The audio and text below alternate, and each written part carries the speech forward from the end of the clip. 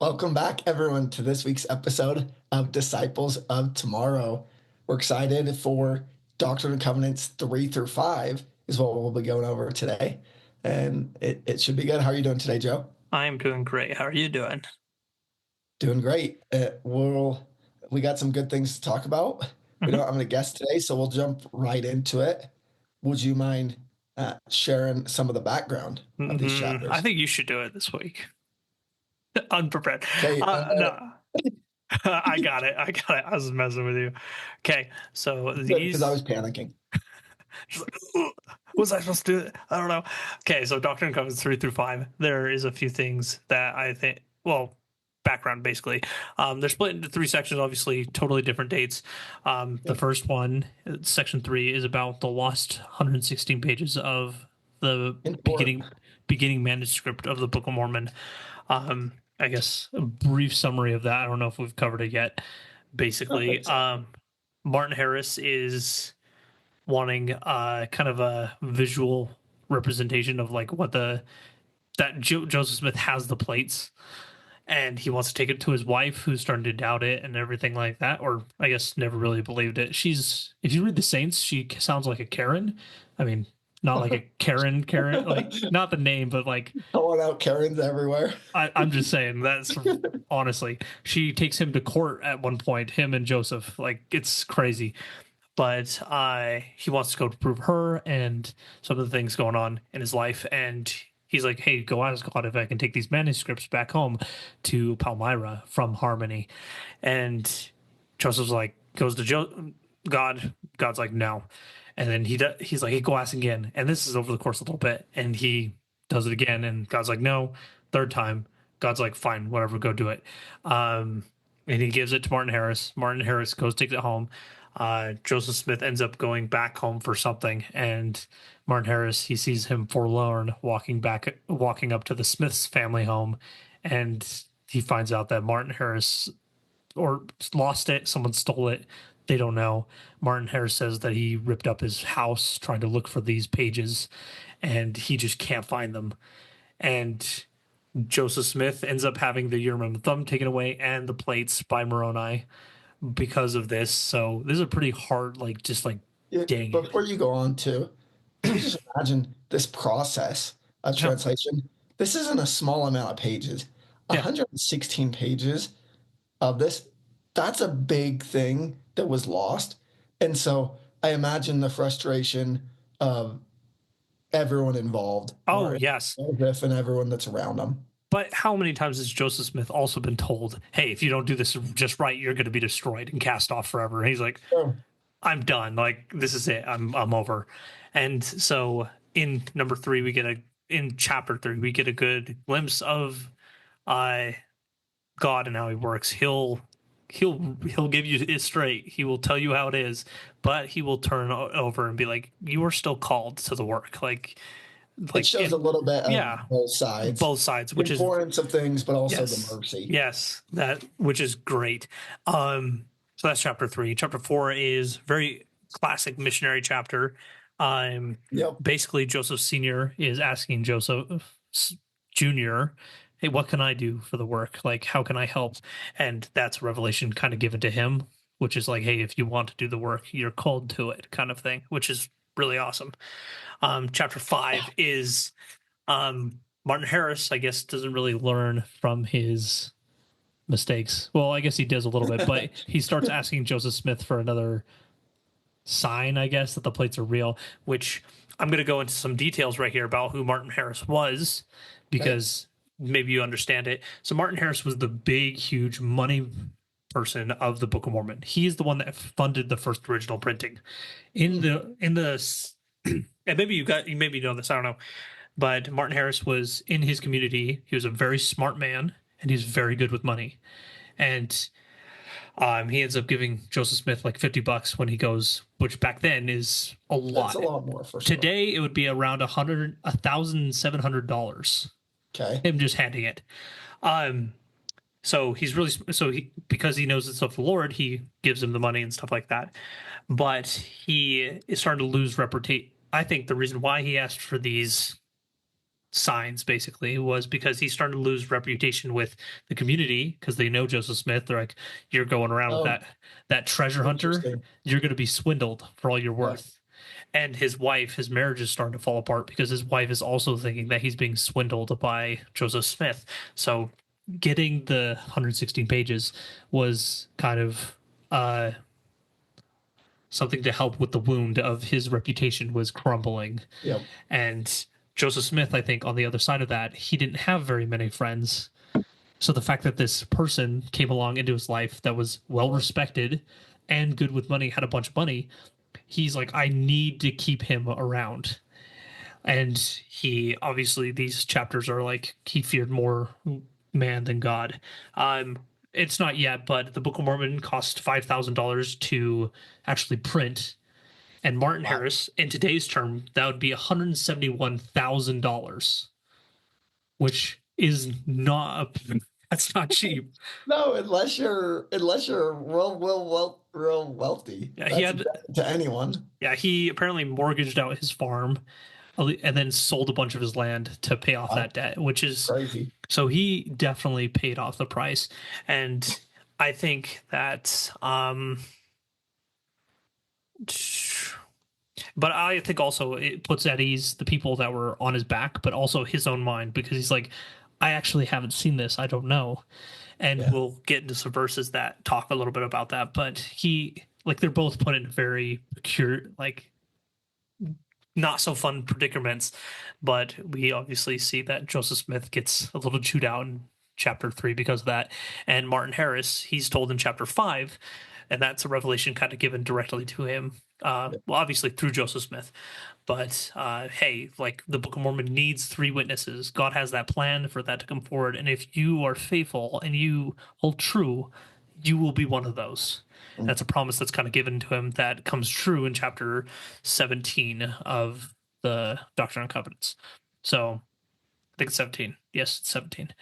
But I don't just know off the top of my head. crazy stuff going on with history and stuff like that going on. Like, yeah, that's just a really summed down version of what's going on. But his wife takes him to court. She ends up visiting Joseph Smith with Martin Harris and ends up going through Joseph's house looking for the plates. Like, she's definitely one of those people that are a little cuckoo, but she wants to know it's real. And yeah, but that's kind of the background, kind of.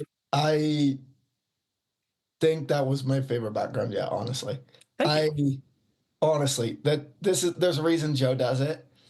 I probably could do it. Joe thinks I could do it, which is good 100%. that he's believes in me. But the way you put that, I really appreciate that. It opens a lot of things for me and makes me think about things in a different way. It's Yeah. honestly nice that our brains work differently in some ways so that we can kind of complement each other, Yeah. help each other out. Something that definitely helped out with this for the people that are watching this is Revelations in context. It's something in Gospel Library, and I'll put a link to that down below. But that definitely, it'll be right on the corner, and I'll put a picture up here too of the phone of where it's going to be. But it's a little picture icon on the corner, and I'll pull up right what Martin Harris did and like what's going on in that chapter. Kind of, it's not in every chapter of Doctrine and Covenants, but it's on a few of them, and it kind of just explains what's going on, like Joseph Smith's like family dynamics and how they were helping and stuff like that.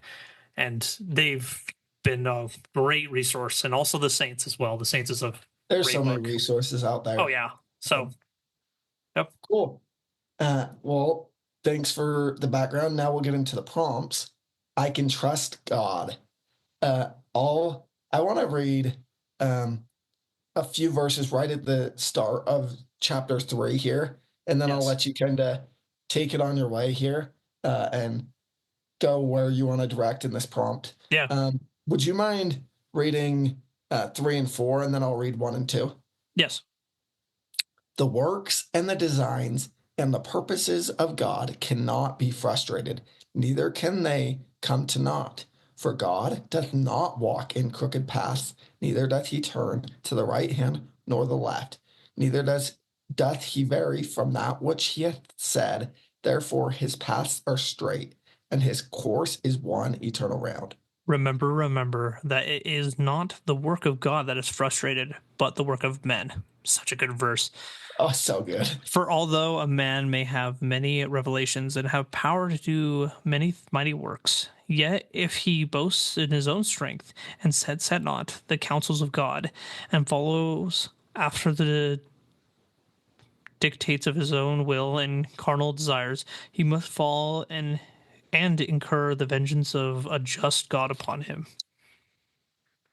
Awesome. You can comment on these. I'm going to comment them, or you have some notes in the agenda. I'll Yeah, let you start, and then we'll see how it flows. I really I it's funny when you read the scriptures, the things you pick up on, like a little.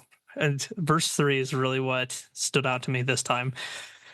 It's not the work of God that's frustrated, it's the work of man, Yeah. which we learn that because Joseph Smith, when they're translating, they get done with it and they're like, hey, should we go back and retranslate some of those, the lost 16 pages, 116 Yeah. pages?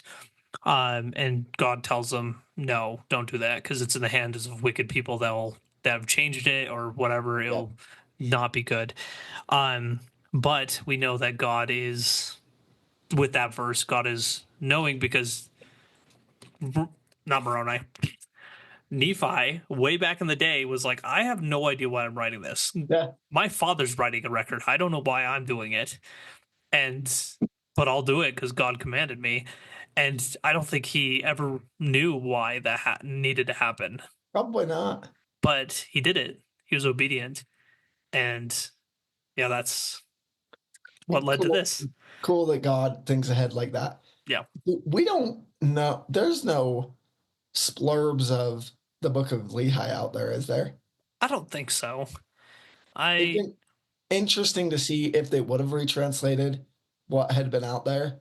yeah, But I think probably because they didn't retranslate it, yeah, it kind of just was. maybe. I don't know though. Yeah, I don't know. Because, yeah, him retranslating, they would come forward and be like, see, it's a fraud. He changed this or whatever. But Yeah. yeah, it would have been. And that's, yeah, I don't know if we'll ever have the Book of Lehi until we No. see Lehi again. Like, So he's like, this is what I said. yeah. But, yeah. I was watching BYU professors on it, and they were talking about how it probably was more of a like history based thing because it was a part Mhm. of the big plates of Nephi or something. Yes, so it's Yeah. probably more of a history of like what happened, what happened, what happened, and the book of Moroni, no, the book of Nephi. I was like, I don't think you're saying the right Uh, prophet. the book of Nephi was pulled from the smaller plates, which is more the religious context of things, Yeah. basically his journal. And so we lost the book of Lehi, yes, but I think we got a better thing from the book of Nephi because we got Isaiah. I mean, Isaiah is hard to read, but it's, Nephi's honestly one of the best uh, books in the Book of Mormon, as far as, in my opinion, a balance between story and doctrine. yes, I And agree. and the stories are still so spiritually applicable Mhm. that it, like, everything that happens you can apply to nowadays. Yeah, they're like, Even when they're building the boat, like, you can apply all of that stuff to now. And so it's just, the Book of Nephi is awesome. yeah, they're basically parables on them, honestly. 100%. That's a we can great way to put all it. we can all find ourselves in those situations. I mean, not literally, but find her. And some of us will be like that. You've never tried to build a boat? Nope, not yet. I haven't reached that yet. Um, but we've all reached those places, Yeah, or some of us will just see that and be like, "That's a cool story, bro," and others will be like, "There's so much gospel context to for this." sure. And I'm So, sure we're going to see them differently in 30 years than we oh do yeah, now as we continue to grow. oh yeah. But yeah, with trust in God, though, I wanted to read. Um, See, no, Nephi trusted God. He did it. I do like again. We watched these BYU professors talk about this, and I'll put a link down below for what we watched for this. But they talked about how this whole instance that happens with the plates, not the plates, the 116 pages, is a learning and growing thing for Joseph Smith. In chapter 3, I'm switching 2 chapters now. I should honestly just pull it up, but in verse 4, if he boasts in his own strength. like it's like, oh well, how did Joseph Smith do that? It's because he saw his will as bigger than God, Yeah. and that's kind of what he did. He gave the things to Martin, and it's lost forever now. We don't have that, but I do like that in section 5, verse 7. Yes, verse 7. That ties into 16, but I won't read 16. Okay. Behold, if they will not believe in my words, they would not believe you, my servant Joseph. If it were possible that you could show them all these things which I have commanded unto you. And I think that is the big thing of this whole instance. Martin Harris wanted a physical, like he wanted to see the plates. He wanted to like that was the big thing. And in this section, he's like, "Hey, you will see it. Just hold on a minute." And I think that's a huge. I tied it into Laman and Lemuel. They saw things. They literally saw things. They saw Sure. angels. They saw their brother build a boat. They got across safely. They saw their little detector thing, whatever it is, their Leahona, Leona, not work and then work again. Like it should make like, yeah. but we're obviously seeing it from people that believe first, and then that stuff just adds onto it and is so much better. But people that just like we don't care, like then it's not going to have a big effect on them. And same thing with this is Joseph Smith could have shown the plates to the whole world, and it wouldn't be. No one would like it. Wouldn't build faith in anything. Like they didn't want to build faith in the plates. They wanted to build faith in Jesus Christ, and that's the big purpose of it. So I don't I know. love that. I'm gonna call. I don't know who I'm gonna call out. Probably I should call out myself. I was gonna. I. But it applies to a lot of people. Mm-hmm. I'll go into this, but you're saying that, and then I'll go into some of my final thoughts on this. But just like we can find good things out of Nephi's example, we can find things out of Laman and Lemuel and Yep. their bad example and how we respond to things. How many things have we seen on our missions? How many things have we seen when we've seen that the Lord is real and Yeah. that he takes care of his children? And then are we lazy and don't do things? And do we then in a moment where I'm like, I'm supposed to have faith here, like I don't really have faith that this is going to happen right now, but I've seen that God has exercised his power throughout my entire life. And so it's Yeah. not as extreme as Laman and Lemuel, but we need to remember that we are also seeing the hand of Yeah. God in our daily life. And we need to continue to grow that faith Yeah. and try to do our best. Uh, yeah. Yeah. I was also going to say like Martin Harris had his doubts, and even Joseph Smith had doubts about translating. He's Yeah. like, I don't know what to, but I don't think it's the doubts that God has a problem with. Like we're humans. We have the natural man. We are relying on faith. It's gonna For have sure. like we're gonna have like is this even real? I don't know, but like I have doubts with it. Like I'll say that freely. I'm For sure. 100% have doubts, but it's not about the doubts. It's I wrote it down. It's about knowing that we must walk even when we may doubt a little is what being a disciple is all about. Doing it even though we're like I don't know if this again Peter on the boat, like did he know? He had no idea. He was just like, Yeah. let me come out to you. And he's like, yeah, come out. And he's like, okay, well, you said it will happen, so it's going to happen. He walked out and Sure. then he doubted. Like he was there on the water. So Oh, yeah. doubts are a I part of agree. being a disciple. So, but don't do it, Martin. Don't ask for a sign. Never do that. Never ever do that. No, I But so agree. yeah. Uh, Going back to the verses we originally read, Mm, um, these honestly, I'm a prisoner of the moment right now, yeah. but these are so good, and it just makes me think, like, uh, there's so many examples in life, and so many times in the scriptures where it say that we can trust God, Mhm. and so just trying to remember that in our daily lives, knowing that when things don't turn out perfectly, that it's going to. I think of there's a sister that just got endowed in our ward this week, Mm, and she's from Washington, and she was praying about what temple to get endowed in. mm, Uh, and she's like, I don't want to, like, my family to come out here, they have to pay for flights. I don't want to do that to them, all these things. And she's worried about it. And she felt like she should get endowed in the bountiful temple. And I guess it was relatively quick that Mhm. they needed to come out here and get flights. And last minute flights aren't cheap. Yeah. And she said that they got round trip flights for $50 from Washington to Utah What a win. for this. And then to make things further, she didn't have money for temple clothes and she was stressed and was just like, hey, help me out. And someone called her, an old family friend or something, and said, I'm going to pay for your temple clothes. That's And awesome. they were all paid for. There's experiences like that in her life and in all of our life that we've Mhm. experienced. Uh, the Lord wants to bless us, and sometimes He'll bless us even with the doubts. Yeah. But the increased faith a lot of times brings greater miracles. And so if we can try our best to be like, no, I'm going to step on the water. Yeah. I know that there's uncertainty right now, but I can trust you just as these Yeah. verses say, and He's going to help me out. Because there's also, I think of the guy who brought his son to Jesus. He's like, do Yep. you believe? And he's like, I believe. Like, but help my unbelief. Like, he's like, Yep. There's nothing wrong. like the belief is what matters. Like, even if you have a little bit and doubt, Mustard seed.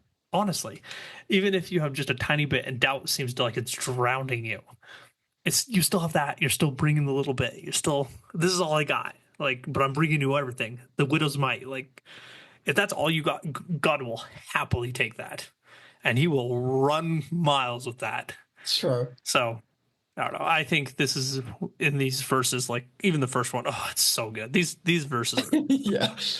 again. I didn't pick up on these when I first read. I'm like, oh, whatever. But dang, Yeah, they're it's so so good. good. But Well, we better move on to the next prompt. We could talk on this forever. Uh, honestly, probably. but the next one is also equally as good. I can serve God with all my heart, might, mind, and strength. It's the whole section of section 4. It's known as the missionary chapter in the Doctrine Yep. and Covenants. Did you have to memorize it in your mission? We didn't Okay. memorize it. We were zone conference and things recite it. I remember as a Right. young missionary, you're like, how am I going to memorize 7 verses? And then later, my mission You're like, president made us memorize 15 verses. And this felt easy after that. But uh, yeah, I just wanted to open up to you and then I'll share. What do you like about this? We're not going to read through all the yeah, verses. People can yeah. read them on their own. But what Um, what do you want to say? I well, like I said before, this was for Joseph Senior, who wasn't a missionary.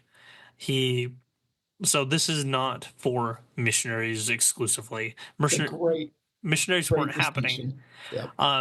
I mean, obviously missionaries read it, but we should all read this. Like, if you have we talked about it just barely. Like, if you have no more than a little desire to do the work, you are called to it. And like, Yep. let's go. I Come Follow Me said, yeah, I'm going to read a little section from the Come Follow Me. One way to read this section is to imagine it as a job description for someone who wants to help with the Lord's work. And I think there's a good, like, oh, like what would if I was applying for a job to be a missionary, this this section would pretty much be it. This is like It's it, so good. it's like, oh, yep, you're gonna go Yep. serving with your heart, mind, and strength. Like yep, that's all. That's really the only requirement. Oh, 100%. Yeah. So I really like that from the Come Follow Me with this. I'm sure you have lots of thoughts with this. I do. I thought I had a little bit, and then I just got into it more, and I'm like, where do I start? So even the first line, now behold, a marvelous work is about to come forward among the children of men. Oh, it's so freaking cool. I don't have a whole lot of comments on that, but just knowing that it is marvelous and it's going to keep getting more marvelous. And so we're just blessed to be part of it. But then getting into 2 and 3, that, like you're touching on, Mm-hmm. if you have desires to serve God, He'll call you and He'll use you. That I One of my favorite things about the gospel comes with a little bit of my lack of success in secular learning sometimes. Hmm. Whereas I feel like in school sometimes I'm like, I'm trying harder than other kids sometimes, but I'm the one with a B or a C, and the kids that aren't trying are the ones with A. But in the gospel, it's like that. Some like certain gifts help you do certain things, but it's really all about the desire. Yeah. And if you put in the desire, then God is going to use you. And if you're the one that is putting in one coin versus 100 coins, the good thing about God is with those desires, He accepts them the exact same. Yeah. It's not an A and a C; they're both A's to God. Yeah. I love the verse 2 into the verse 3. He talks about like, oh, you that go out and serve God, serve that the heart, mind, and strength, that you may stand blameless before God in the last day, judgment. Like, and the next verse, therefore, if you have a desire to serve God, you're called to work. Like, Yeah, oh, do you want that? Well, then you're called to it. Like, yeah. and I think that's just this chapter is just so small and sweet and just so good, just packed. Um, and it says a bunch of attributes in verse 5 and 6 that are just so good. Just this chapter is very, very good. I I have a few more, but you just made me think of something too. With standing blameless, this is actually something that hit me today as I was at church Mm. and to talk about it. Um, Joe and I, before we got on, we were talking about how God is merciful, but He's also, um, there's certain expectations He has. And as the Savior's coming soon, and we believe in the reality of giving an account of our life to the Savior. Yeah, And I think about sometimes some days I feel like it's going to be so good. I'm going to fall to my knees and I'm going to say thank you. And some days I think to myself, you're gonna I cower in kind of fear. want the mountains to fall on me because I'm very imperfect. And just But knowing that if we embark in the service of God and serve Him with all our heart, might, mind, and strength, it's all about effort. yeah, What President Nelson says, if we put in the effort, do our best, then we can stand blameless before God at the last day. President Nelson in the Kavalmia says this. President Russell M. Nelson calls the gathering of Israel, which is really what the work is about, the greatest challenge, the greatest cause, and the greatest work on earth. So super good. But just thought I would. You said President Nelson. Yeah, I'm like, hey, there's something on Kavalmia for that. yeah, But it really is honestly a great, as it says in the first verse, a marvelous work. Like it's crazy. The miracles that you see from it is just wild. And yeah. we're promised to see more miracles than we've ever seen before coming up. And I'm excited for that. It'll be cool. That's a great segue into my next thought because a lot we've talked about this before, but a lot of times we picture miracles as parting of Red Sea, moving Mhm. mountains, walking on water, but there's lots of miracles that don't look like that are Yeah. happening. I think, And oh, go ahead. in verse 4, it says, "For behold, the field is white, already to harvest." One of my favorite quotes from my first mission president was, "The field is white, already to harvest." Not, he was a farmer, not brown, already to plant. And obviously, we plant seeds. People say that all the time. But the Lord now has prepared the field and it's white. It's Yeah. ready to harvest. The Lord is coming. And so if we thrust in our sickle with this might, we lay in store that we perisheth not and bring us salvation to our souls and the people that we can help. But think about this when it comes to miracles. Yeah, we think of the Red Seas and the parting, but Yep. I think we might think those are easier than softening a heart. 100% they're easier because it doesn't And involve someone with agency. so when it comes to we will see better miracles, I think we're going to see hearts softened that we never thought were would Yep. be like, the heck, this guy.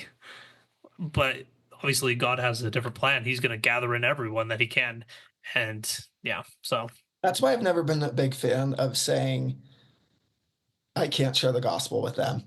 They're yeah, not ready. Like, do you know they're not ready? Or does the Lord know that they're not ready? Like, try, and that's what matters. And yeah. so, All that and matters is then trial, desire.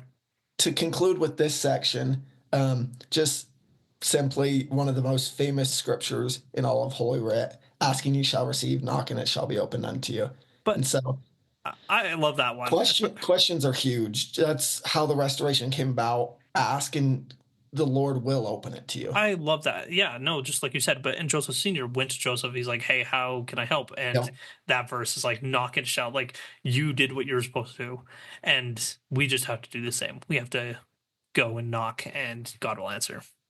Love Yeah. that. Love it. Another great section. We'll move on to the third one. Through the Holy Ghost, I can gain a witness of the Book of Mormon. I Yeah, want to first read verse 7 of chapter 5. I'll read it real quick. yeah, Behold, if they will not believe my words, they would not believe you, my servant Joseph, if it were possible that you should show them all the things which I have committed unto you. This goes yeah. back a little bit to what you were saying with Yeah. Laman and Lemuel. And Um, can I go real ahead. quick? I'm going to read verse 16 because I did do it Okay. earlier, and I think Yeah. this ties for it. And Yeah. behold, whosoever believeth on my words, them will I visit with the manifestation of my spirit, and they shall be born of me, even of the waters of the spirit.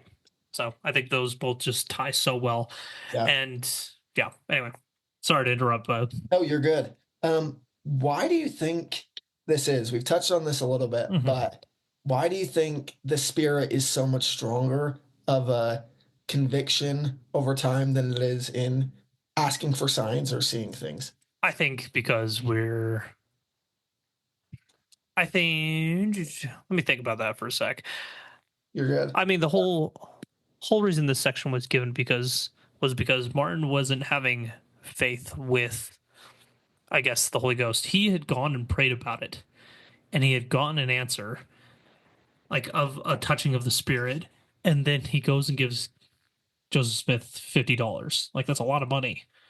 And so he already received that witness, and he had the witnesses in front of him. Like he literally had the 116 pages in front of him. He read them. He wrote them. He knows Yeah. exactly what they say, and he still was doubting. And this isn't on him. I mean, I would be doubting too. I'm like, I don't know. Um, but I think, and we see this all the time through the Book of Mormon and through just any account of Scripture. Honestly, is those that don't believe aren't going to believe from mighty miracles and stuff like that. Um, and I think that goes back to something I said a while back ago: is we thrive on spiritual knowledge. We need it. We feed on it. And seeing things is not believing as much as the Polar Express says it is. Because you can see something and doubt it later. But when the spirit actually grabs your heart and takes it for a joyride, you can't deny it. I'm a firm believer that there are things in this church like that I don't know everything, but and I think everyone doesn't know everything. But I think there's few things that every single one of us, one or two things, very few things that every one of us knows for a fact. There's no swaying, no doubting. They know it. And that's obviously if you keep your testimony up, God can take knowledge away and stuff like that. But yeah, that's Yeah. No, yeah.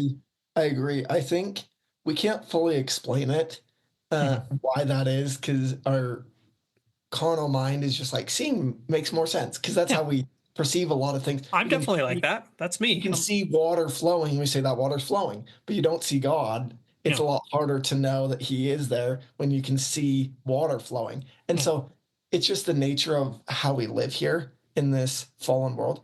But I think it's because our eyes are physical, Mhm. and so it's not lasting. But when spirit, the Holy Ghost communicates with spirit, there's a connection there that somehow it's more lasting, more permanent, more real, that allows us to know things that we couldn't know otherwise with our eyes. Yeah. The good news is too that once we know things spiritually, God will back things up with physical things that we can look at. But it first starts with faith and believing, like you were saying. Yeah. 100%. Yeah. So, um, But, before yeah. we move to the last section, real quick, just Moroni 10, 4 through 5. Most of you are familiar with them. I won't read them, but just the importance of reading and praying about the things that you're studying this year with the Doctrine and Covenants, with the Book of Mormon, with anything questions you have, the Lord will answer. We also just read in chapter 4, asking you shall receive. Yeah. And so turn to I him and he'll take care of you. I'll just say as well, we also believe that angels can be those around us that give us answers. So if you For have sure. questions about the Book of Mormon, put them down below and we will do our best to answer them. Yep. But yeah. I completely agree. This last section is Jesus Christ gave us his word through Joseph Smith. And so I'll just simply ask you your testimony, your opinion of his role, why you're thankful for Joseph Smith, real quick. I'm actually really enjoying this Book of Mormon. The kind of hearing the formation of the Book of Mormon. Obviously, the Book of Mormon couldn't come through without Joseph Smith. I mean, God could have chosen someone else if Joseph Smith wasn't worthy, but Joseph Smith made himself worthy. And these chapters are him learning a spiritual growing pain of aligning his will to God and not fearing God more than man. And there's a talk from the Come Follow Me, and I'm not going to read any quotes from it because we're running out of time, but it's called Which Way Do You Face from 2014 by Elder Lynn G. Robbins. Awesome. So good. Such a Lindsey good. Robbins is so good. Yeah, he it's a very good talk. I will put a link down below, but it is very good. Yep. And in that one, he talks about how people feared men more than God, and Joseph Smith learned from the experience, and I don't think he does it again. Maybe I may be wrong. I could be wrong. But he definitely has learned from this. And Martin Harris has a little bit of ways to go, but we're grateful for prophets in these last days, and that's what makes our church unique. So, Yeah. I think that goes back to our last prompt about the Spirit talking. It's easier sometimes to fear man because they're in front of us. yep. But God is just as real as the person in front of us. And so I would rather offend the person in front of me than the creator of the universe. Yep. And so One day it's, you're going to be sitting in judgment and you're going to wish you had yeah, offended the human, not the all yeah. powerful deity. And I would just say, as far as Joseph Smith goes, I completely agree. I'm enjoying so much learning as I continue studying through Doctrine and Covenants. I'm thankful that he put himself in a position to be vulnerable, to ask. This was probably a really important question to him. He Mm-hmm. saw his family struggling, he saw the people around him struggling, and he turned and he asked, what should I do? And because of it, we have this marvelous work. We have these great scriptures that we can read from. And I know that if it wasn't for him, then I wouldn't be sitting here. My testimony wouldn't be here. And I don't know what my relationship with God would be right now. And so uh, I'm grateful that he has allowed me to get to know my Savior, Jesus Christ. Yeah, that's beautiful. So, well, that's what we have for today's episode. Next week, we're going to be reading 6 through 9 of Doctrine and Covenants. This will be another good one. I hope you enjoyed this episode. Yeah. If you have any questions, like I said earlier, put them down below, especially about the Book of Mormon, Doctrine and Covenants. We like learning, we like studying. So, yeah, give us a reason. We do, and if you watch to this point, we appreciate it. And if you want to give a little like down below, it might be that way. I don't know. And maybe subscribe. That'd be dope. If not, it's okay. And we will see you guys all next time. Sounds good. Tell your friends, family. See ya. Bye.